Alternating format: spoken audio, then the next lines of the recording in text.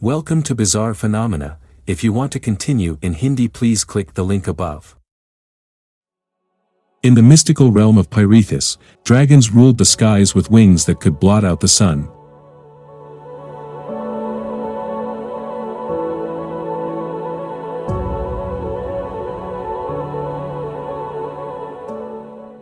Among them was Ember, a creature of copper and flame, a solitary figure soaring high above the earth. Her scales shimmered like molten metal, her eyes burning with a fire as fierce as the storms that raged in her heart. She was magnificent. She was feared. She was alone. Why do they all flee? Wondered, her wings slicing through the cold winds.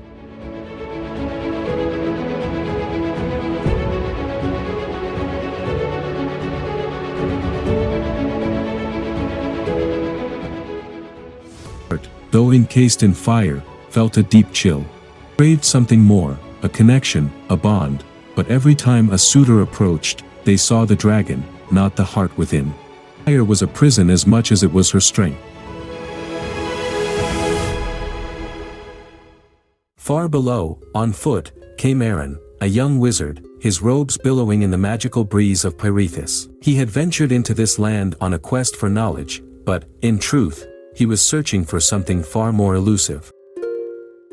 What is this place? His breath catching in his throat as he gazed at the mystical glade before him. The air hummed with ancient magic, and the trees, so old they seemed to touch the heavens, bent toward him as if in recognition. Arin did not know it yet, but his bloodline pulsed with the forgotten magic of dragons. It was no coincidence that he had wandered into Ember's domain, nor was it chance that brought them together that day.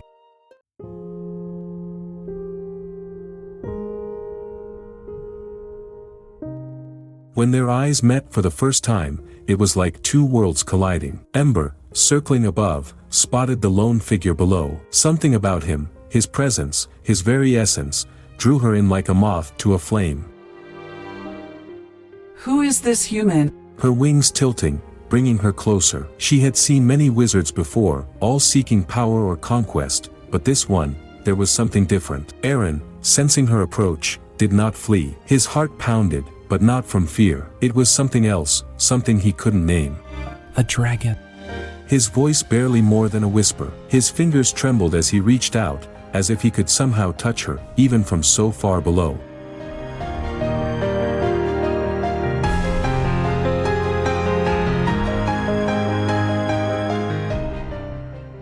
You dare to look upon me? Don't you love your life? Ember roared, her voice like a crack of thunder. But beneath the fierce tone, there was surprise, even curiosity. She descended, her massive form landing with a quake that shook the earth. Fire flickered around her as she loomed over him, her eyes burning with untamed energy. I am Arin, and I mean you no harm. Harm? You could not harm me if you tried, wizard. I believe you, but that's not why I'm here. I don't know. I just felt drawn to this place. To you. Ember's heart skipped, a sensation she hadn't felt in centuries. Was it fear, curiosity, something more? You are a fool to seek out a dragon. You know nothing of me. And you were lonely. The truth of it struck Ember like lightning, leaving her momentarily speechless. How dare he speak to her like this, to see through the armor she had so carefully built around her heart. Her flames flaring in anger, but they did not frighten him. I know enough. I know you're not as heartless as you pretend to be. For a moment, they stood in silence, two souls bound by something neither could quite name. It was in that stillness that Ember allowed herself to truly see him. This human, this wizard, was not like the others. He did not seek her power. He did not tremble before her. He was kind.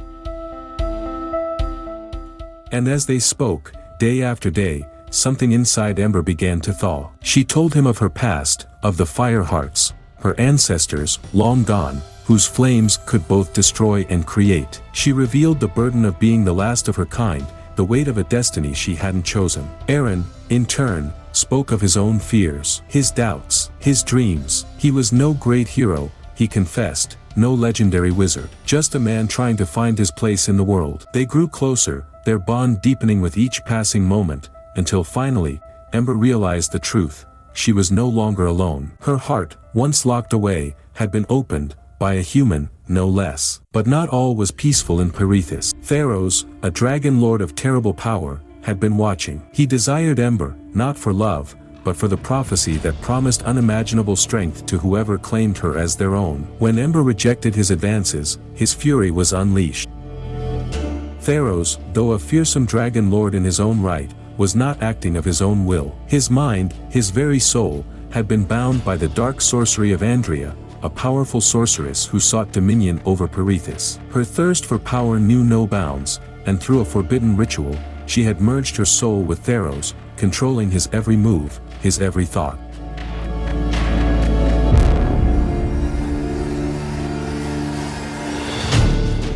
Andrea's true form remained hidden, her presence now existing within the immense body of the obsidian-scaled dragon. Her dark energy coursed through Tharros' veins like venom, amplifying his strength, twisting his will into hers. Through Tharros, Andrea's cruel ambition raged unchecked, her desire to rule Pyraethis fueling the flames of destruction they unleashed together.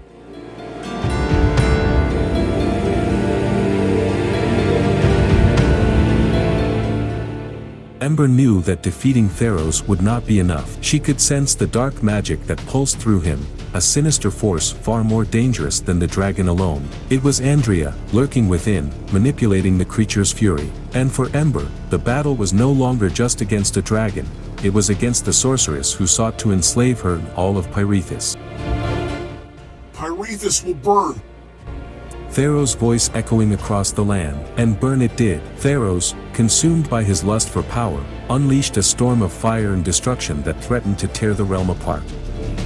Arin, standing steadfast by Ember's side, understood the gravity of their battle. His connection to the forgotten dragon magic within him had awakened, and now he, too, could feel the dark presence of Andrea tethered to Tharros. Together, he and Ember would have to find a way to sever the sorceress's soul from the dragon, or all would be lost. But Ember was not afraid. For the first time in her life, she was not fighting alone. Let's fight together.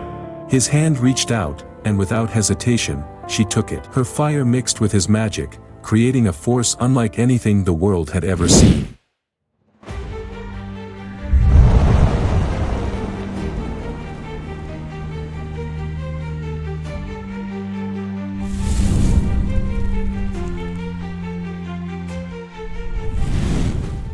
The battle that followed was fierce, the sky itself seeming to shatter under the weight of their power.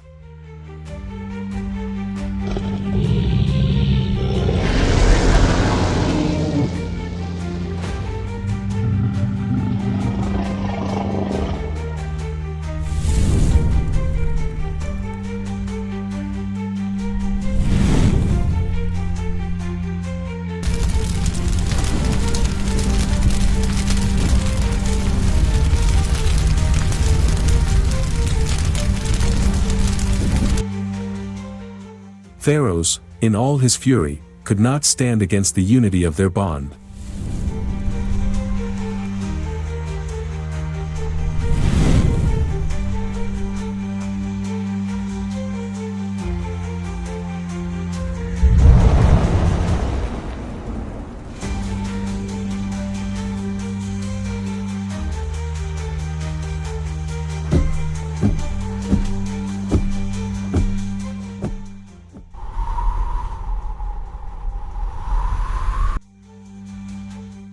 In the end, Andrea fell, her ambitions reduced to ashes.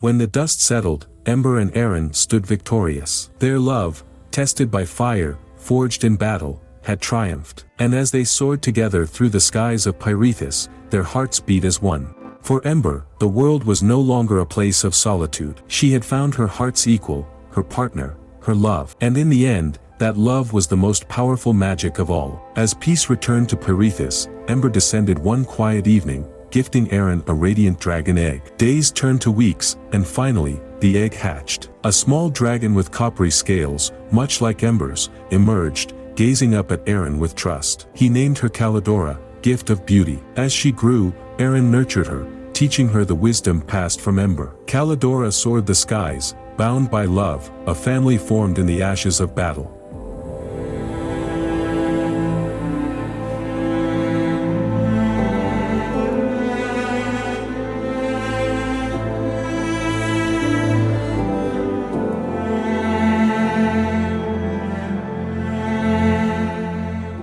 I hope you felt the magic of love and the thrill of adventure in this enchanting tale. If you were captivated by the bond between dragons and their riders, and the powerful emotions that drive their journey, please show your support. By liking and sharing, you help spread the magic to others who might need a touch of wonder in their lives. And by subscribing, you'll be the first to know when new stories of love, magic, and adventure are released.